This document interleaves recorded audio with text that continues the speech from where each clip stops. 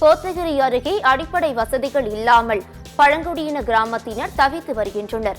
நீலகிரி மாவட்டம் கோத்தகிரியிலிருந்து சுமார் 10 கிலோமீட்டர் தொலைவில் அணில்காடு என்ற பழங்குடியின கிராமம் அமைந்துள்ளது. இங்கு 10க்கும் மேற்பட்ட குடும்பங்கள் வசித்து வருகின்றனர். இங்குள்ள 5 பேருக்கு அரசு சார்பில் வீடுகள் கட்டி தரப்பட்டுள்ள நிலையில் மற்றவர்களுக்கு வீடு கட்டி கொடுக்கப்படவில்லை என தெரிகிறது. மேலும் பொது கழிப்பறையை பயன்படுத்த வனப்பகுதி வழியாக செல்ல வேண்டிய நிலை உள்ளதாக தெரிவித்துள்ளனர். எனவே மாவட்ட நிர்வாகம் தங்களின் கிராமத்தை கவனத்தில் கொண்டு அடிப்படை வசதிகளை செய்து தர வேண்டும் என கோரிக்கை விடுத்துள்ளனர். 10 குடும்பம் இருக்கும்.